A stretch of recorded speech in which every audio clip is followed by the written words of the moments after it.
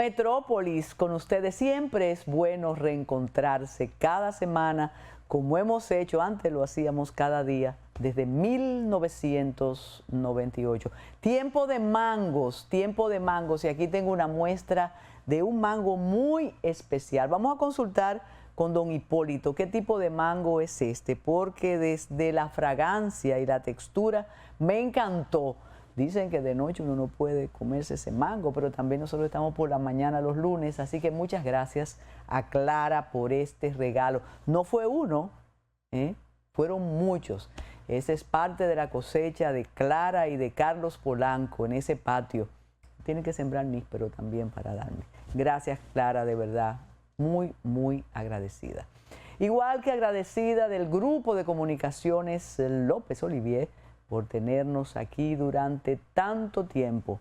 A don Juan un abrazo con el cariño de siempre. En días pasados, amigos comunes le enviaron un parabienes a usted, a su familia. Estaban hablando de deportes y de esa historia que uno cree que fue el otro día, pero hace mucho, mucho tiempo. Bueno, hoy tenemos una invitada muy especial que fue parte de este grupo por su presencia constante cada vez que regresaba de funciones oficiales en la región. No vamos a decir quién es, pero esta vez va a hablar de planes futuros y de cómo le fue durante su gestión oficial durante 4 años, pero ya va a dirigir sus naves a otros rumbos. Tenemos como información o como comentario la presentación de credenciales del embajador de Haití en la República Dominicana. Les confieso que a muchas personas nos resultó extraña esta presentación de credenciales y esta, formalización de unas relaciones que estaban interrumpidas desde el 2022 luego del magnicidio. Y también nos sorprende porque presumimos, suponemos que más que el Estado fallido, en Haití hay una situación de indefinición institucional. Hay serios inconvenientes. Incluso fue el miércoles, nos enteramos de la petición de mercenarios para que intenten controlar la situación de crisis, de violencia, de crisis política, de crisis sanitaria, de crisis económica, de crisis en todos los sentidos. Pero tenemos un embajador, alguien decía, pero ¿quién lo designó? ¿Cómo lo designaron?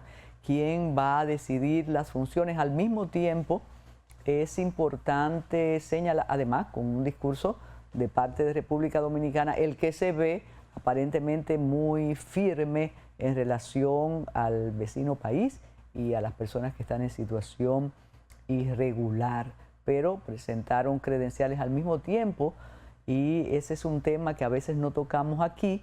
Los haitianos residentes en el país se quejan de la deficiencia de los servicios diplomáticos de su país. Incluso en las inmediaciones de la embajada decían que tenían esperando la emisión de sus pasaportes 2 años, 3 años, porque precisamente esa es la situación que se vive en Haití, e incluso de las solicitudes que le harán a su embajador a partir ya de esta juramentación y de que inicie sus funciones, es de agilizar los pasaportes. Toda esa situación de irregularidad de ellos con su país y con nosotros es lo que permite el tráfico de personas, la ilegalidad y el gran negocio que representa la frontera con todo y la ratificación del blindaje de la frontera segura, más que segura. Pero ahora tenemos representación diplomática, ojalá sea para bien. Esto ocurre también al mismo tiempo que tenemos la información, o el país tiene la información de las pandillas o de los grupos paramilitares que ya tomaron las aduanas, que hacen frontera o que están muy cerca de nosotros. Y es elemental pensar que si ya ellos van ganando territorio, y sobre todo un territorio que no habían tocado, que es el más cercano a nuestra frontera, Entonces hay un peligro real para la República Dominicana. Que nos lo nieguen, que nos digan que estamos preparados para cualquier inconveniente, bueno, que lo crea quien quiera creerlo, pero recordemos que no importan los drones, ni los tanques, ni los armamentos, ni los infrarrojos. El tránsito por la frontera, el tráfico es fluido y depende más de un militar con un fusil al que le den 15,000 pesos, al que le paguen 15,000 pesos, y de un traficante que de todos esos armamentos. Del mismo modo, y en relación con migración irregular, tenemos que mencionar algo que se ha convertido en práctica frecuente en la República Dominicana.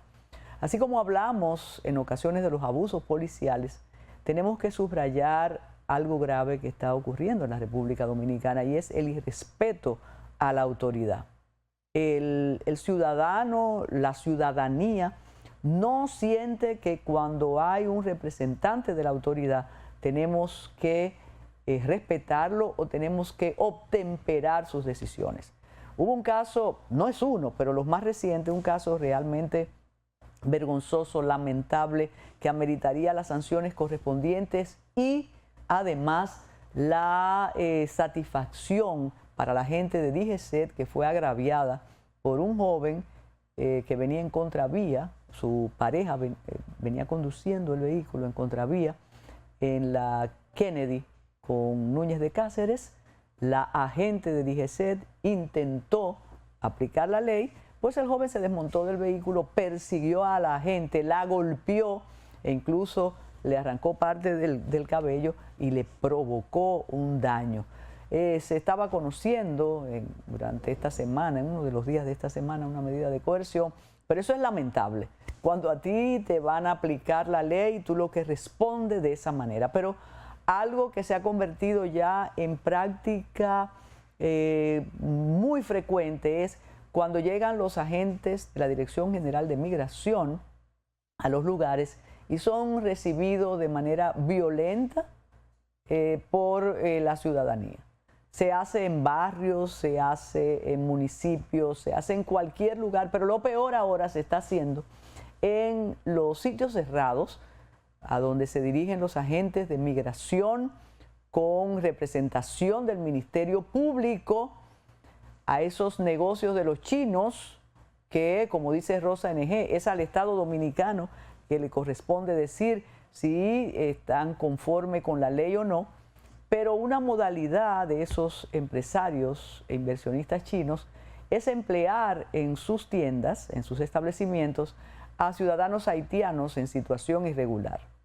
Me llama muchísimo la atención cómo, si ya saben ellos que hay una especie de decisión de buscar a esos ciudadanos en situación irregular en esas tiendas y aplicarles la ley, cómo ellos persisten en la práctica abusiva de emplearlos contraviniendo todas las leyes del país. Pero a esto debemos añadir cómo esos comerciantes chinos, no sabemos si regularizados o no, agreden a la autoridad nuestra. Eso es un irrespeto, eso es una afrenta para la institucionalidad dominicana. Espero que la reacción no sea que nos amilanemos y que la autoridad no se atreva, pero esa vergüenza que están pasando esos agentes del orden, esa representación del Ministerio Público, debe ser una vergüenza compartida y necesitaría una explicación y una enmienda de las autoridades, porque realmente esos hechos ratifican la debilidad del Estado, la debilidad de nuestras autoridades, y eso es indigno. Como indigno ha sido algo que nos sorprendió a todos, y aquí en el equipo me discutían y me decían, no, es que ya comenzó a trabajar la Cámara de Cuentas de la República Dominicana, y yo le explicaba tanto a don Carlos Polanco como a nuestro editor estrella, Esmerlin Rosario, que no, que la Cámara de Cuentas de la República Dominicana, presidida por la ex rectora de la Universidad Autónoma de Santo Domingo, no ha tenido tiempo para hacer ninguna auditoría. Tienen apenas un mes y medio ahí. Es que ellos descubrieron, abrieron las gavetas y descubrieron que había auditorías, no del periodo anterior del presidente Luis Abinader, sino del otro. Y entonces las han publicado y eso nos permite saber por dónde va la orden, por dónde va el camino de la Cámara de Cuentas de la República Dominicana. Una Cámara de Cuentas que, como siempre hemos dicho en otros lugares, cuando el presidente quiere algo, señores, el presidente lo consigue. La meritísima rectora de la UAS tenía pendiente una auditoría de su gestión en la universidad, pero a pesar de eso se decidió por un acuerdo que ella fuera, sin negar sus cualidades, sobre todo muy avalada 100% por una organización muy poderosa de la sociedad civil que ya es partidista, que es Participación Ciudadana, y dijo no, es doña Emma la que va, y ahí está doña Emma, y nos hemos dado cuenta por dónde irá su gestión, porque ya han sacado esas auditorías. No, las de los 4 años anteriores no. Eso será quizás dentro de 10 años, cuando exista otra Cámara de Cuentas de la República Dominicana. Y al parecer la práctica indica que es innecesaria la Cámara de Cuentas de la República Dominicana porque se maneja, obedece a designios superiores. Hacemos la pausa para darle la bienvenida a nuestra invitada estelar de esta semana. Adelante, producción.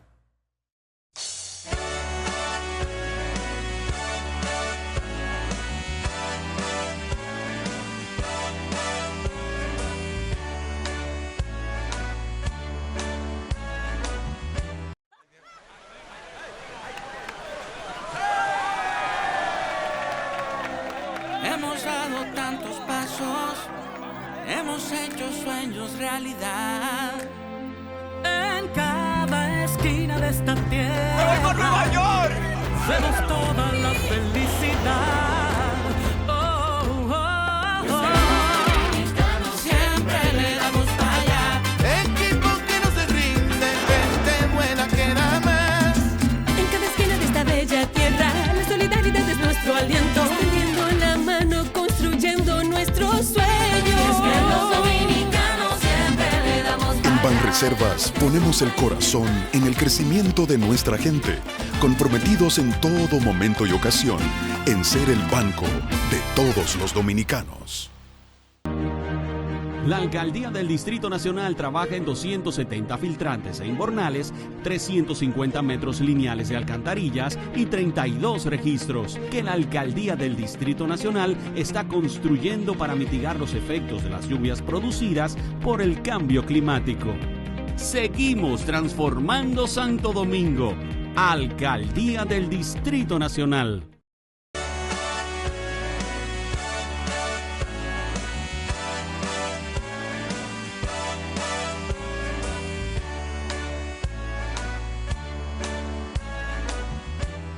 Miosotis Rivas Peña, tal como dijimos, y ella busca en su colección de fotografías, tiene fotografías estelares que se les han hecho aquí y en el Matutino Alternativo, porque ha sido una presencia durante todo este tiempo. Y solo para recordarles, el Matutino Alternativo está en el aire desde 1992 y Metrópolis desde 1998. Cada vez que Miosotis tenía algún trabajo, algún proyecto académico en su INTEC de siempre, venía con las invitadas aquí.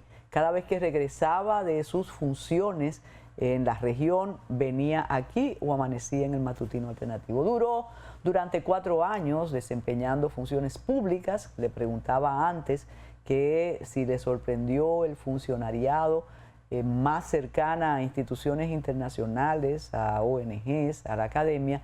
Ya concluye esas funciones en la Oficina Nacional de Estadística con muchos desafíos, con muchas críticas, con muchas alabanzas. Ella dice que no escucha las críticas, pero ahora emprende un trabajo que es desafiante, pero que sabemos que ella va a desempeñar con la misma energía y el entusiasmo que desempeña o que ha desempeñado todas sus funciones en su vida profesional. Yo iba a decir en su larga vida, pero Miosotis es muy joven. Primero, Miosotis, y no podemos eludir, ¿cómo te sientes al irte de la Oficina Nacional de Estadística? Tuviste una exposición pública demasiado extensa e intensa, sobre todo con el asunto del censo.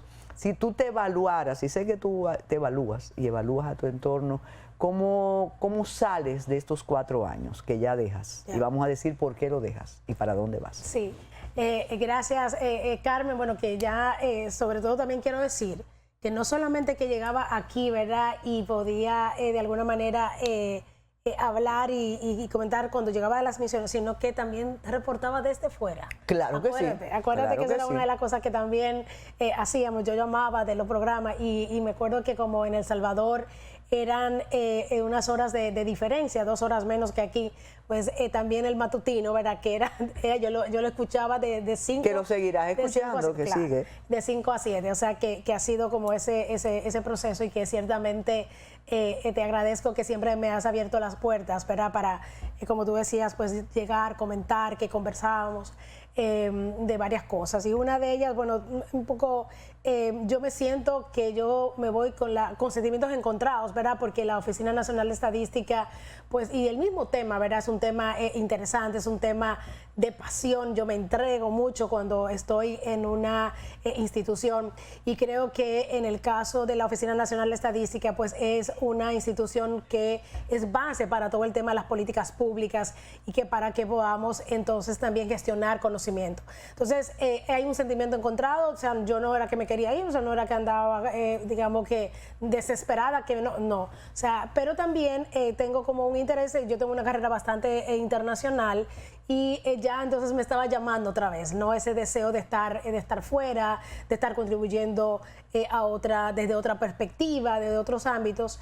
Y entonces, pues nada, ahí dejo una ONG que yo creo que es fortalecida, yo me siento como complacida con el trabajo que se hizo, también con lo ético, lo transparente que se trabajó en la Oficina Nacional de Estadística bajo mi liderazgo, y no tengo nada que temer. Y no es un tema que no me gusten las críticas, no me gustan las críticas que no sean constructivas, ¿verdad? Porque no una gente que tenga aquí hablando, ¿verdad? Y no, que no te afectan, que no te afectan el trabajo. O sea, no me afectan el trabajo. Yo siempre estoy como bastante enfocada, sí escucho, ¿verdad? Y si tengo que mejorar, se mejora, creo en la mejora continua, es parte, ¿verdad?, de ese proceso de crecer y de transformar, pero también tenemos que tomar en cuenta que tiene una institución, hay una serie, ¿verdad?, de limitaciones, de obstáculos, pero también hay una serie de entornos favorables que hay que aprovechar, y esa lectura, cuando una la puede hacer, entonces una puede hacer, yo digo que he dejado la ONU en velocidad de crucero, o sea, se puede en piloto automático, ya hay muchas cosas que funcionan, la gente está orientada a resultados, que eso también es a veces difícil de ver en las instituciones públicas. Siempre en tu desempeño en organismos internacionales, incluso los que tienen, bueno, casi todos, una propuesta ideológica muy comprometida, siempre me llamaba la atención que podía ser crítica desde adentro. Y eso te marcaba una diferencia con tus gestiones. No pudiste hacer lo mismo desde el Estado, más que hacer observaciones o ser crítica de tu oficina, entonces cambiaste por el trabajo. No, mira, yo creo que o sea, siempre, yo siempre he sido crítica y lo he hecho así. Una de las cosas en las que me he enfocado bastante, ¿verdad?, en todo el tema de la función pública, en nuestra administración pública, ¿verdad? Nuestra administración pública va cambiando, hay un proceso de cambio que se está también realizando y que a veces uno no lo ve.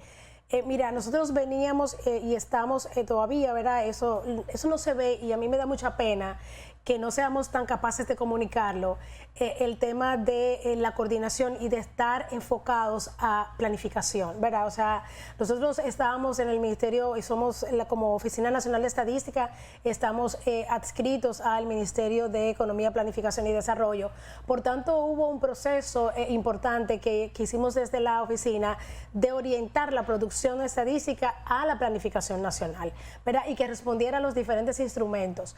Pero muchas veces tú tienes no hay una coordinación como tal, o sea, cuestan, las instituciones no estamos en la misma, por decir así, sintonía o en el mismo nivel de conciencia o crecimiento, o sea, y muchas cosas que una quisiera acelerarlas, pues no se dan, porque las instituciones no están en ese momento. Y creo que ahí hay un tema, como te digo, se ha venido haciendo, se ha venido poco a poco ido cambiando, el tema de tener también toda una, cómo vas haciendo de la administración pública una que responda a protocolos, a normativas. Yo siempre decía, pero es que no es qué opina mi OSOTIC, sino qué dice la norma, ¿verdad? Y eso es algo, y eso entonces, nosotros ganamos en la ONE, bajo mi liderazgo, se ganó una ISO 9000 en 2015, ¿verdad? Por el tema de todo el proceso de calidad y la mejora continua, hacer protocolos, trabajar en el seguimiento del cumplimiento de los diferentes, yo me quejo mucho de tantos, hay tantos puntajes, ¿verdad? Que el SISMAP, que transparencia, que no sé qué cuánto, ¿verdad? Y tal.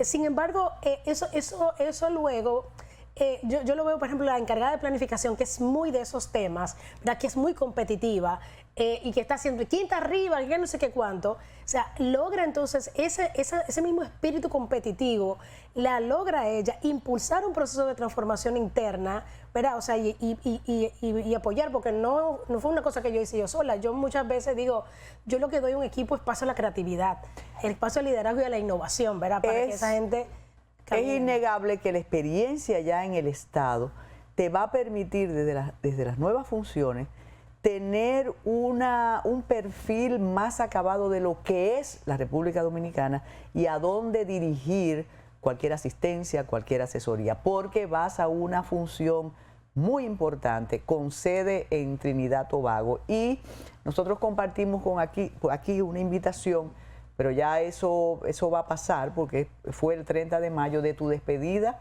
con todas las personas que han sido colaboradoras y que han creído en el trabajo. ¿Cómo consigues, cómo calificas para este trabajo tan importante? ¿Cómo califico? ¿Cómo calificaste? ¿Cómo competiste para este trabajo? Ah, ¿para qué voy? Exacto. Sí, mira, bueno, mira, Tú ella tiene miedo al gancho del funcionario. Sí. ¿Qué es lo que me está diciendo? ¿Te fijas? No, porque no entendí. Entonces tengo el derecho a preguntar, ¿verdad? Para responderte mejor. Eso como repíteme la pregunta. Sí, claro. Entonces, no, mira, tú sabes que es interesante. A mí siempre me ha gustado la función también es regional, ¿verdad? Y los organismos internacionales. Y había estado viendo cuál sería una posición en la cual me pudiera yo insertar. Dentro de los últimos 2 años yo he estado siendo presidenta del Comité Ejecutivo de la Conferencia de Estadística de las Américas, que es un órgano subsidiario de la Comisión Económica para América Latina, para donde yo voy, y el Caribe, la CEPAL. Entonces, mira, viendo la CEPAL, o sea, viendo cómo se trabaja, varias personas me decían, pero tú tienes que aplicar la CEPAL, tú deberías venirte para la CEPAL, o sea, tú tienes una buena carrera y una trayectoria en la CEPAL, y entonces fíjate que llegaban cualquier oportunidad que alguien entendía que era para mí, me mandaban. O sea, y este puesto en particular, a mí me llegó el día que salió, que fue el 29 de septiembre, me recuerdo, del 2024, a mí me llegaron de 4 personas diferentes. Y que tú tienes que aplicar ahí. Así mismo. Tú calificas. Tú calificas, aplica ese puesto. Y tú comienzas, no, pero que tú crees que no, que es un puesto en inglés, que del Caribe inglés, normalmente quien ha ocupado el puesto. Tal vez yo no tenga las posibilidades, entonces, pero decidí aplicar. Fue un proceso de 8 meses en el cual primero tú pasas todo lo que es los formularios, ¿verdad? Y todas las preguntas pero que entonces se ya usted pensaba dejar la función en la ONE. Claro, o sea, pero y lo había también, o sea, informado, porque ya yo necesito, o sea, yo necesitaba, como te digo, o sea, creo que yo cumplí mi trabajo, y una tiene también que saber cuándo una se tiene que ir, ¿verdad? O sea, no porque no me gusta, a mí me gusta mucho el trabajo que hice en la ONE, o sea, y me gusta esa función que hacía ahí. Pero yo ya quería, igual como me he ido de otros sitios, o sea, yo no duro más de 4 años casi en ningún sitio, ¿entiendes? Porque ya siento que cumplo una misión. Mi misión en la ONE fue, sobre todo, echar adelante el Censo Nacional de Población y Vivienda. Y yo te digo algo, cuando mucha gente me dice a mí fuera de este país, óyeme, tú lograste hacer un censo, eso no es tan fácil. ¿no? Porque la gente se cree que, no, ya agarró no, eso no es tan fácil. ¿Verdad? O sea, liderar un proceso que tiene más allá de tu institución, ¿verdad? Y sacarlo adelante, ¿verdad? Con todas las críticas posibles que pueda tener, pero que se realizó. Y ahí hay unos resultados, ¿verdad? En un tiempo también importante. Eso para mí es bueno, ¿no? Mira, hay algo de ayer quedó en el día de hoy, y escuchándote con la posibilidad no, de la integración en CEPAL, muchos de los trabajos anteriores te marcaron la ruta. Tú tuviste un desempeño en el SICA muy importante. Quizás podíamos hablar de eso después de la pausa. Adelante, Merly.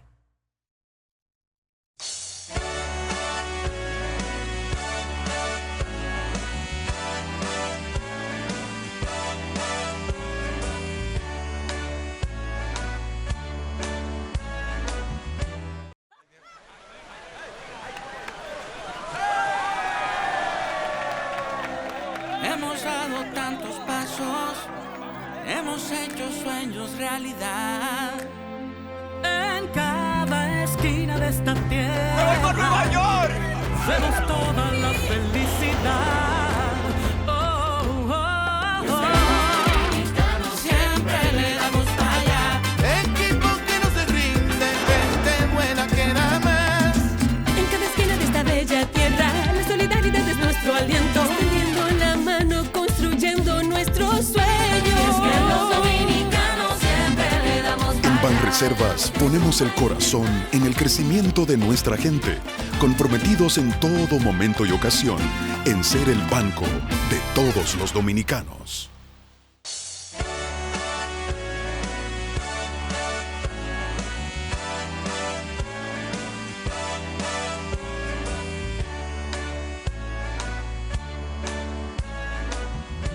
Y estoy convencida que este programa va a ser visto por todas tus amistades en la región, va a ser visto por todas esas representantes de las distintas organizaciones. Pero yo quería hablar de una mujer del Centro de Integración Centroamericana, pero nos podríamos quedar sin saber qué vas a hacer en Trinidad. Y eso es importante. Sí, bueno, mira, yo voy, la Comisión Económica para América Latina, CEPAL, tiene su sede en Chile, ¿verdad? Y luego tiene 2 oficinas subregionales, una en México, que atiende México y toda Centroamérica, y en el caso del Caribe, que atiende entonces desde Trinidad a todo el Caribe inglés, al Caribe también de habla hispana y al Caribe holandés, ¿verdad? Entonces, algunos son estados asociados y todo. Entonces, específicamente lo que se trabaja ahí es en todos los temas de desarrollo que la CEPAL lleva, desarrollo productivo. Por ejemplo, ahí la CEPAL funciona por órganos subsidiarios. Tenemos la Conferencia Regional de la Mujer, que una vez se hizo aquí en el año 2000, creo que fue 2010, no recuerdo, o 2013. Tenemos la Conferencia de Estadística de las Américas, la Conferencia de Población y Desarrollo.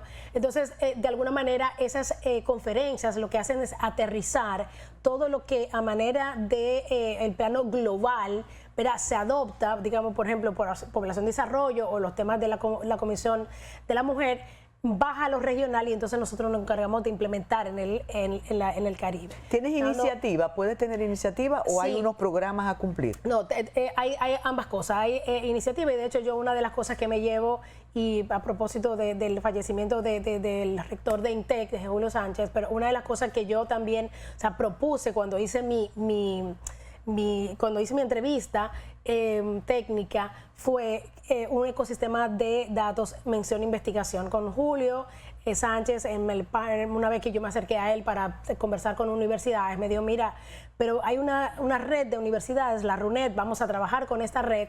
Y desde con ellos entonces concebimos un programa que ha estado iniciándose, y ese trabajo de esa relación con el sector privado, con la academia, ¿verdad? Son cosas de que yo quiero trabajar allá, y sobre todo algo que creo que me caracteriza en mi forma de trabajar y de mi liderazgo, que es la coordinación. Tú sabes que Naciones Unidas, uno de los llamados que tiene es a coordinar las acciones en los territorios donde llega, ¿no? Pero que cada institución a veces, dependiendo, pues es muy y hay un llamado ahora mismo del secretario general de las Naciones Unidas a coordinar, a hacer más eficiente el trabajo de la institucionalidad. Entonces, esas son de las cosas. Me va a promover asistencias técnicas para los países, sobre todo los temas para el Caribe más importantes son el desarrollo productivo, y el turismo ahí es una de las cosas que también se puede como abordar, los temas de medio ambiente y cambio climático.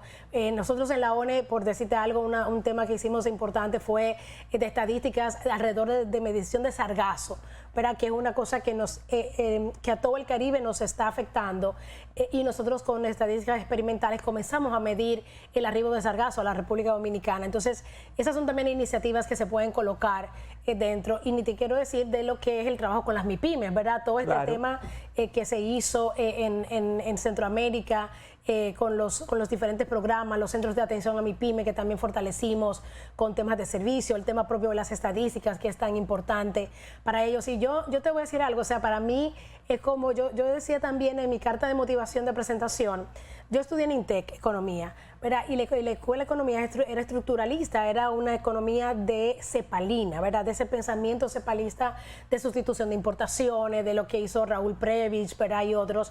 Y yo recuerdo que la primera vez que yo fui a CEPAL Chile en el 2011, o sea, llegar ahí era como, a ver, como, no sé, como que era tu alma mater, como, ¿verdad? Como economista, que es lo que yo soy. Entonces, mi carrera profesional de alguna manera me había llevado a estar más cerca también de gerenciar procesos.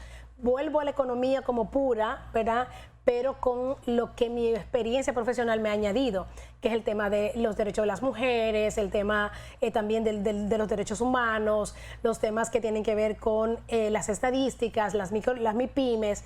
Entonces me voy como ciertamente como muy integral, ¿verdad? Un trabajo que me va a permitir ejercerme integralmente, ¿no? Hay un detalle, a pesar o además de tu optimismo, y antes se decía que solo la Pontificia Universidad Católica Madre y Maestra alimentaba los gabinetes, pero INTEC ha tenido un aporte extraordinario en todo el área económica y de planificación en esta gestión. Hay un detalle, Myosotis, aquí entre nosotros. El Caribe tiene sus inconvenientes con las diferencias entre el Caribe inglés, el Caribe nuestro, el Caribe holandés.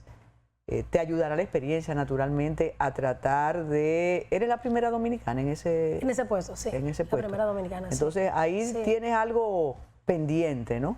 Sí. Porque siempre hay inconvenientes y eso es parte de la misión. Sí, pero yo creo que una de las cosas que me antecede, y yo lo decía en una reunión hace unos días con gente del Caribe, es también la buena relación que a través del Centro de Investigación Económica para el Caribe, el CIECA, ¿verdad? Con Miguel Seara Hatton, nos hicimos. Yo entré a trabajar con Miguel Seara Hatton a los 19 años, fui parte de la Asociación de Economistas del Caribe, ¿no? Que era una asociación que tenía a todo, y donde hay personas como Norman Gearban, Dennis Pantin, Simon Stewart, que fueron de las personas que yo conocí, con las que trabajé de joven, ¿verdad? Y que de alguna manera pues conozco también ese pensamiento.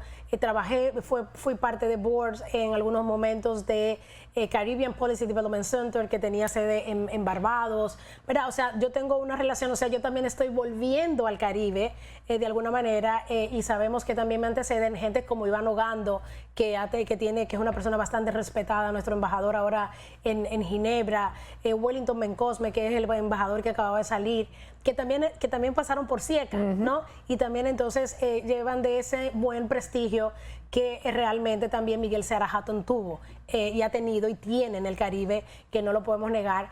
Y yo creo que eso, yo al final de cuentas también creo, y alguien me lo decía, el Caribe respeta mucho a la gente que trabaja, ¿no? Definitivamente. Y tengo esos apoyos que, como te digo, en la conferencia de estadística de las Américas ahora, yo venía hace un ratito chateando con alguien del Ministerio de Economía de Trinidad y Tobago, y me decía, yo estoy muy encantada de hacerla sentir que usted llega a su casa. Me encantó. Sí. En las primeras vacaciones te esperamos aquí. Así es. Y en el Matutino Alternativo. Muchísimas gracias, Myosotis Rivas Peña. Te deseamos, bueno, lo que sabemos que vas a conseguir en estas nuevas funciones. Y ustedes se quedan ahí porque ahí viene Tayana Mora Ramis con su Ready para Exportar.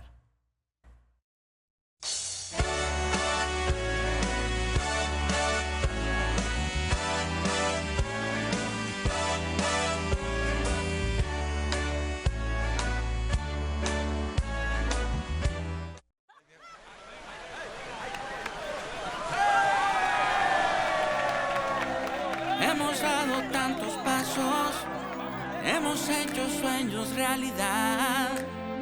En cada esquina de esta tierra, ¡me voy por Nueva York! Vemos toda la felicidad. Oh, oh, oh. Siempre le damos para allá. Equipo que no se rinde, gente buena que da más. En cada esquina de esta bella tierra, la solidaridad es nuestro aliento. Extendiendo la mano, construyendo nuestros sueños. Es que los dominicanos siempre le damos para allá. En Banreservas ponemos el corazón en el crecimiento de nuestra gente, comprometidos en todo momento y ocasión en ser el banco de todos los dominicanos. La Alcaldía del Distrito Nacional trabaja en 270 filtrantes e invernales, 350 metros lineales de alcantarillas y 32 registros que la Alcaldía del Distrito Nacional está construyendo para mitigar los efectos de las lluvias producidas por el cambio climático. Seguimos transformando Santo Domingo. Alcaldía del Distrito Nacional.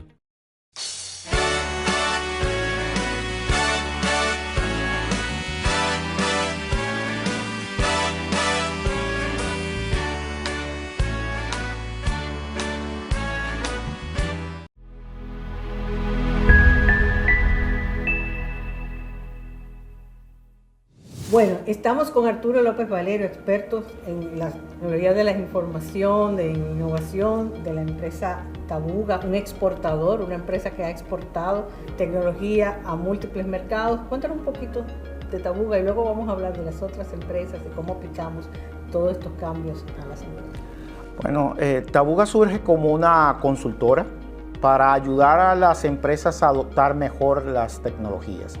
Nace como una segunda empresa porque teníamos inicialmente allá 2008, 2009 una factoría de software, pero nos dimos cuenta que era tan difícil colocar la mentalidad de poder desarrollar un software, pero para desarrollar un software la empresa tiene que estar consciente de procesos, flujos, etc.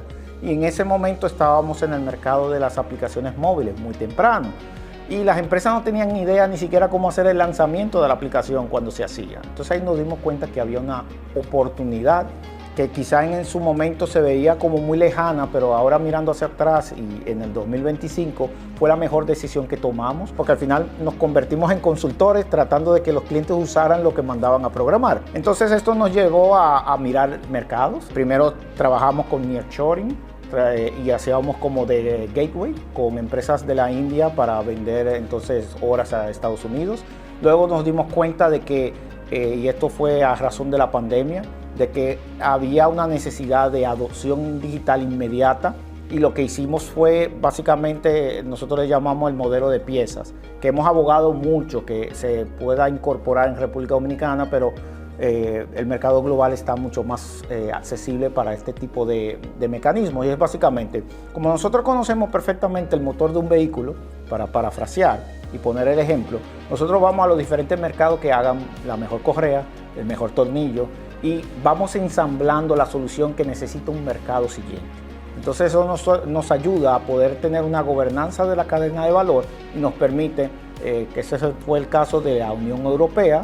Nosotros tenemos aliados en Estonia, en Ucrania, de hecho tenía un proveedor que le estaban cayendo bombas y tuvo que mudar la oficina porque estaba en medio de una guerra, así mismo como España, Francia, y básicamente nosotros traemos esas piezas de software a Latinoamérica, las contextualizamos al mercado latinoamericano y las llevamos a dichos mercados. Y esto nos ha ayudado a generar una dinámica porque mucha del software europeo, salvo que no sea de España, no tienen traducciones al español. Y nosotros nos encargamos entonces a brindarle un servicio de localización, el cual nos ha llevado a tener contactos casi en toda Europa del Este.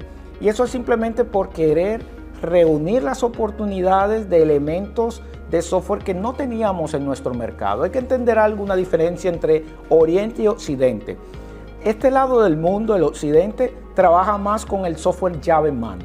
Tú quieres la solución y el empresario latinoamericano, inclusive estadounidense, quiere lo que empieza y termina una sola solución. En cambio, en Europa, en Asia también, el software es más atomizado. Entonces, a veces quizá, por ejemplo, tú no tienes una buena herramienta de reconocimiento facial en tu software llave en mano, pero hay una empresita ahí, quizá en Italia, que tiene el mejor reconocimiento, pero es una pieza de software. Entonces, ¿dónde está el reto? De que tú puedas tomar esa pieza y puedas integrarla al software que ya tú tienes. Y entonces, este mundo se trata más de integración.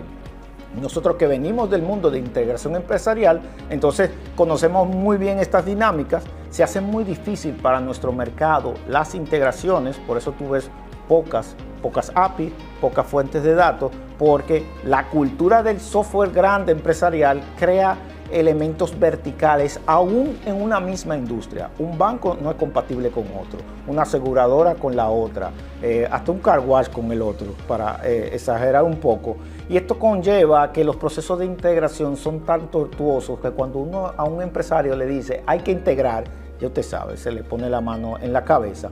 Ahora, esta mirada diferente a lo que son los desarrollos de informática local nos han generado obviamente oportunidades de mercado porque fuimos seleccionados como empresa exportadora en servicios modernos por el EPA, que es el premio de exportación e importación de la Unión Europea, y también unas alianzas que nos han llegado a traer al país a 11 empresas chilenas gracias al apoyo de ProChile.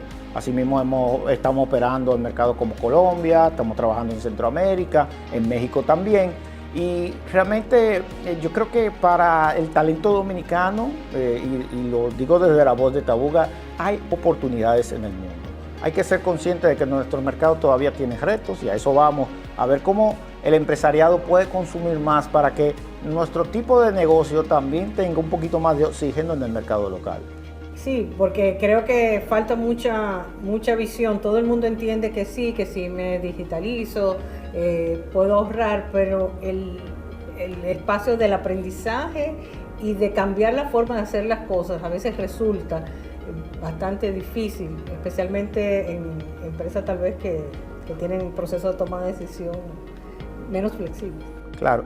Mira, el mayor reto para una empresa, quizás para que lo veamos, la empresa que adopta la tecnología y la empresa que vende la tecnología, es que de alguna manera la empresa que vende la tecnología está en el segmento de ventas B2B, que es business to business. Y ese es el segmento de ventas más complicado, no solamente aquí, en cualquier parte del mundo. Entonces, inmediatamente tú necesitas conseguir un stakeholder que entienda claramente qué necesita el negocio.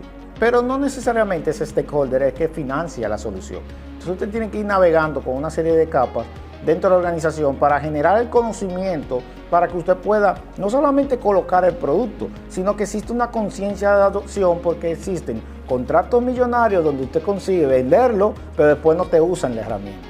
Y usted sabe que al final la herramienta que no se utiliza en un negocio es como el presupuesto que no se ejecuta, se quita.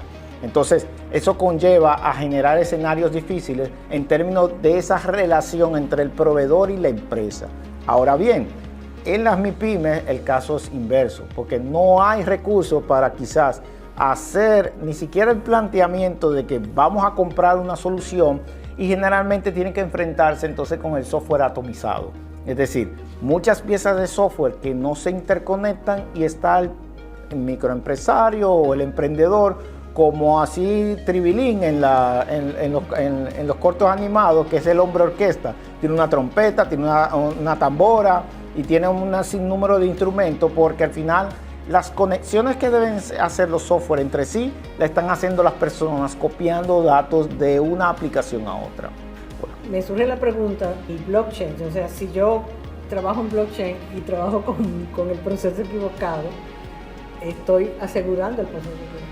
Ahí la primera pregunta es si tú entiendes el blockchain, y eso yo se lo digo porque a veces llega un cliente y me dice, no, mira, cripto. Y yo digo, ok, un momento, ¿qué tú vas a hacer con eso? Entonces, porque no es lo mismo alguien que está en la economía digital, que tiene, por ejemplo, views en YouTube, que su negocio no depende de un local físico, sino que depende de flujos y tendencias de información, para ponerlo sencillo, lógicamente es obvio que pueda digitalizar sus ingresos porque ya los recibe digitales. En cambio, si usted tiene chivo, como les digo a mucha gente, o tiene un terreno en el ceibo, es más difícil la conversión porque usted va a perder en esa transición.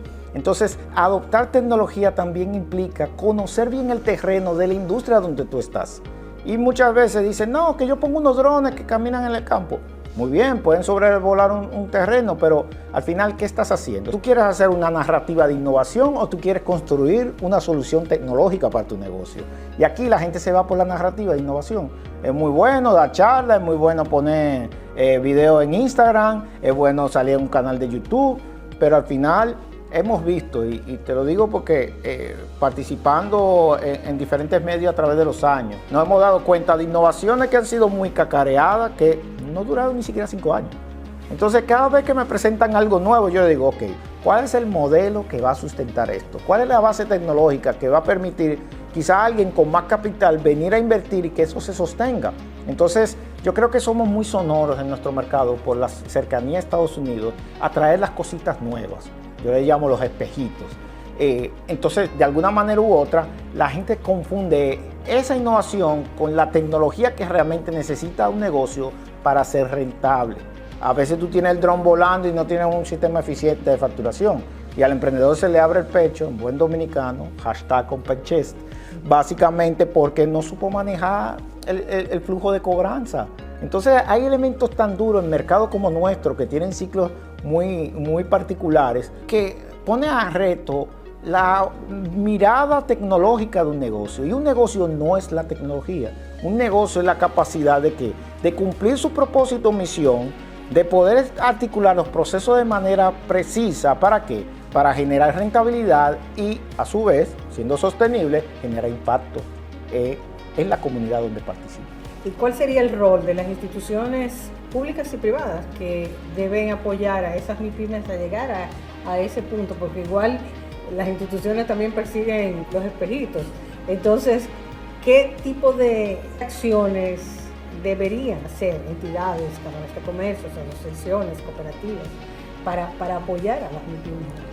Fíjate, y ahí te lo digo desde la experiencia de haber presidido la Cámara Dominicana de Tecnologías de Información, la Cámara TIC, y es básicamente, primero, toda innovación precede a la regulación, y aquí estamos al revés. Ya queríamos lanzar una ley de IA. Señores, eso ni siquiera hay un consenso global y no sabemos, por ejemplo, IA agéntica, que son los agentes que funcionan autónomos, que manejan procesos de IA, que pueden controlarte la computadora, hacer una llamada de teléfono, etc. No hay una definición clara, hay 18 definiciones diferentes de un proceso de IA agéntica. Entonces, ¿cómo vamos a escribir una ley? Entonces, eso es uno. Y dos, lógicamente tenemos una desactualización de los marcos de gobernanza de la tecnología en el país, arrancando por la ley de telecomunicaciones, que eso viene de 1998, uno, y dos, tenemos una ley de comercio electrónico y firma digital que es del principio del milenio, que ya la tecnología de firma digital cambió y todavía nosotros estamos en el proceso del certificado, cuando eso ya no se está utilizando. Entonces, fíjate, esos retrasos, que prácticamente si los contamos son más de 20, 25 años, no nos ayudan a dar el salto siguiente, porque de nuevo la narrativa nos impulsa ¿a qué? A buscar lo nuevo, eso lo necesita la política para refrescarse, pero al mismo tiempo tenemos entonces un marco no articulado dentro del mismo Estado para dar continuidad, es decir, señores, estamos obsoletos, pero necesitamos entonces cubrir lo que se refiere a la deuda técnica, y ahí respondo directamente a tu pregunta. Lo que debería encargarse cualquier institución que observe la gobernanza transversal de la tecnología en el país es básicamente cubrir la deuda técnica que tiene el Estado y el gobierno con los ciudadanos. Inmediatamente ahí tú vas cerrando brechas y puedes irte al siguiente capítulo, porque cada vez que adelantas un capítulo, entonces te falta un elemento de adopción. Tú tienes ahora mismo dos Repúblicas Dominicanas, la República Dominicana del efectivo y la República Digital, si la podemos llamar así. Entonces, esa República digitalizada tiene una serie de procesos de que hasta pagamos en el Verifone con la tarjeta de crédito, pero hay otro dominicano que no puede, que va a ir a pagar en efectivo. Entonces, ahí el otro contexto importante es específicamente entender la naturaleza de digitalización de cada provincia. Alguien en la capital no puede sentarse a diseñar un flujo pensando en que todo el mundo tiene un iPhone y tiene un Apple Wallet, porque no va a funcionar cuando usted vaya a Cumayasa. No va a funcionar cuando usted se vaya a Jumunucubo. Entonces, ¿qué va a pasar? Que esa tecnología no se va a adoptar y la brecha, no solamente digital, sino social y obviamente de interacción, va creciendo. Entonces, yo entiendo que el SISMAP, que es el sistema de municipalidades que está bajo la gobernanza del Ministerio de Administración Pública, se usa poco. Es un sistema muy bueno que nos permite entender la multicapilaridad y diferencia entre las municipalidades nacionales para poder establecer entonces un plan de acción específicamente para un grupo social o un grupo de una comunidad. Pero al final las políticas quieren llevarse a través de la narrativa de manera transversal. Tenemos IA transversal, pero nunca baja. ¿Por qué? Porque no estamos haciendo caso a los índices que requieren ¿qué? Apoyo en deuda técnica y una gobernanza que no impida la articulación del trabajo invisible, que quizás no le ayuda al gobierno de turno, pero sí le ayuda al país. Bueno, se nos va el tiempo, pero te quiero hacer una última pregunta. Si yo soy una empresa exportadora de bienes o de servicios, pero quiero ser más digital, ¿cuál es la primera tarea que tengo? Es amplia, pero la voy a responder brevemente. Primero, empiece por el correo electrónico. Hace muchos años Gartner dijo que el 95% de la propiedad intelectual de las organizaciones quedaba atrapada en el correo electrónico. Por favor, no use WhatsApp para gestionar su negocio. WhatsApp lo que es una caja donde usted está ofreciéndole datos de manera gratuita a Meta, que es la dueña de Facebook e Instagram, y esta empresa tiene un modelo de negocio basado en la venta del dato que usted comparte. Entonces, a la gente le gusta usar llamadas de voz, les gusta enviar mensajes, enviar fotos, pero eso crea un fenómeno que nosotros definimos desde Tabuga como amnesia corporativa. Es donde las organizaciones nos recuerdan y viven haciendo los procesos una y otra vez. Entonces, en ese contexto, digitalizar implica que usted va a llevar un dato, por lo menos del correo electrónico, a un sistema de gestión de clientes. Es lo más básico que yo les recomendaría a una empresa pequeña que haga. Ahora, hay sistemas ahora que permiten conectar el WhatsApp a un CRM. Entonces, si usted no quiere utilizar el correo electrónico porque no le vende a clientes grandes o clientes corporativos, sino que son clientes más informales, trate de consolidar la información, porque esa información le va a ayudar entonces a trabajar de manera estratégica a la hora de conectar con otros sistemas, si va a tener contabilidad, etcétera. El mayor reto de las organizaciones pequeñas es el retrabajo, de llevar datos de una herramienta a otra, porque de nuevo no hicieron la ruta de digitalización correctamente. Excelente ejemplo para terminar la entrevista. Arturo López Valero, muchísimas gracias por tu participación aquí y a ustedes los esperamos la próxima semana en Radio para Exportar y en Metrópolis.